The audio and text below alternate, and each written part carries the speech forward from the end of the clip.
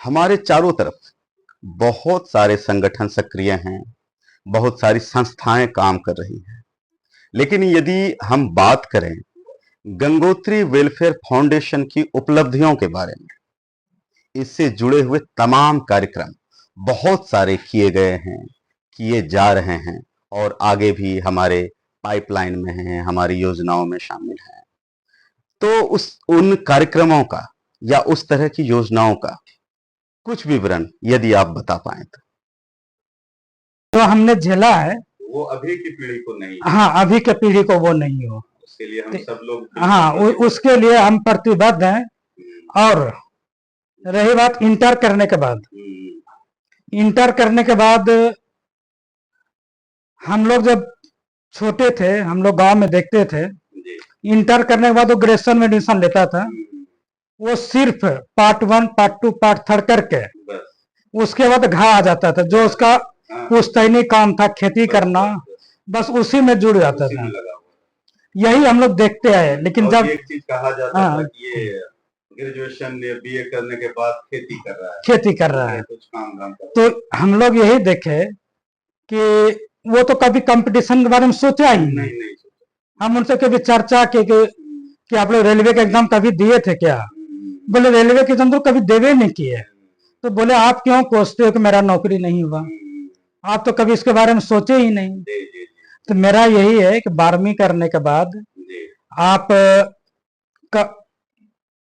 Graduation में भी admission लीजिए और साथ साथ कंपटीशन की तैयारी उसी समय से स्टार्ट कर दीजिए। ये बहुत अच्छी हाँ, और जैसे आपका ग्रेजुएशन कंप्लीट होगा और आपका कंपटीशन की भी तैयारी कंप्लीट हो जाएगा, आपका दोनों एक साथ एक अच्छा रिजल्ट आएगा आपके पास। ये जो कोलवारा में हुआ था, तो बस मेरा यही सिद्धांत था 10वीं और 12वीं वाले बच्चों को कि हमने जो गलती किया है, हमको जो करना था, अब तो हम कर लिए, अब मेरे से कुछ हो नहीं पाएगा दूसरा। तो मेरे गलती आप पे रिपीट ना हो, आने वाले पीढ़ी को तकलीफ ना हो। स्वास्थ्य परिचर्चा जो किया गया था, इसको लीड किया था प्रोफेसर राजेश कुमार, राष्ट्रीय अध्यक्ष महोदय जी ने। और भारतीय कोचिंग सेंटर मसाड़ू का जो डायरेक्टर है ब्रह्मदेव मंडल, उनके सौजन्य से भारतीय कोचिंग सेंटर मसाड़ू में यह कार्यक्रम किया गया था। और यह कार्यक्रम समझिए कि बुजुर्ग लोगों के लिए था, जो अपना 40 उम्र क्रॉस कर गया है और शरीर को स्वस्थ रखने के लिए जो इस तरह का कार्यक्रम किया, उसमें जो मोटिवेट किया गया एक्सरसाइज के लिए, खेल के लिए, योगा के लिए। तो देखिए, जानकारी सबको रहता है लेकिन करना कोई नहीं चाहता है, और स्वस्थ सबको रहना है लेकिन टाइम कोई नहीं देता है। और इस तरह के आयोजन करने से क्या होता है, आदमी मोटिवेट होता है। तो वह शरीर स्वस्थ के लिए इस तरह का कार्यक्रम होते रहना चाहिए। और तो अगले आदमी को भी लगता है चलो स्वस्थ शरीर रखना है, तो ये हमको योगा करना है, खेल खेलना है। आपका जो भी है जीवन में कोई एक खेल आपको करना चाहिए। और ये इस तरह कार्यक्रम से जो ममलखा पंचायत वासी है भरपूर सहयोग किया। विशेष रूप से मैं राजेश सर का मैं धन्यवाद करता हूं, जो इस तरह का जो आयोजन किया और पूरे समाज में एक संदेश गया कि बहुत सारे कार्यक्रम हुआ। और कार्यक्रम तो उसने मतलब बहुत कार्यक्रम किया, लेकिन इस तरह जो कार्यक्रम पहली बार हुआ है हमारे एरिया में, उस जिला में नहीं इस तरह का कार्यक्रम हुआ था। तो हम उनको बहुत बहुत धन्यवाद करते हैं राजेश सर को।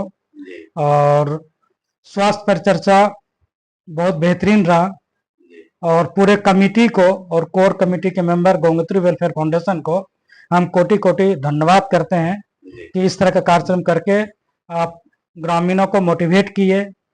और एक कहावत भी है, स्वास्थ्य ही सबसे बड़ा धन है। आपके पास पैसा है, अगर आपका स्वास्थ्य खराब है तो फिर पैसा को मायना नहीं रहता है। ये कार्यक्रम से ये जो युक्ति है ये फिट बैठता है इस कार्यक्रम के लिए। लेकिन मैं आपको एक छोटा सा ये कार्यक्रम पे हमारे गांव के हैं जो हमारे साथी है बात हुआ, तो उसने एक वर्ड बोला है कि अरे तो सब तो नौकरी चाकरी करे थे, तोरा से स्वास्थ्य पर ज्यादा ध्यान तो रहे नहीं देना चाहिए। मतलब उनके मन में ये है कि जो नौकरी पेशा है तो उनको स्वास्थ्य पे ज्यादा ध्यान देना है, लेकिन हम बोले ऐसा नहीं है, स्वास्थ्य पे तो सबको ध्यान देना है। क्यों आज की डेट में एक समय था बीपी और शुगर जो शहर में तो उसको होता था, लेकिन आज की डेट में गांव वाले को भी हो रहा है।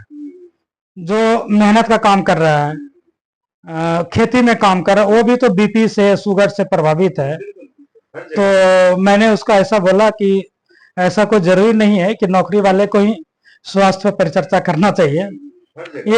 ये मेरा बात हुआ, मैं उसका नाम नहीं लूंगा, लेकिन ऐसा उन लोग में धारणा है जो ये धारणा नहीं होनी चाहिए। उनको भी इस तरह का कार्यक्रम में भाग लेके या उनके बारे में जानकारी लेना चाहिए।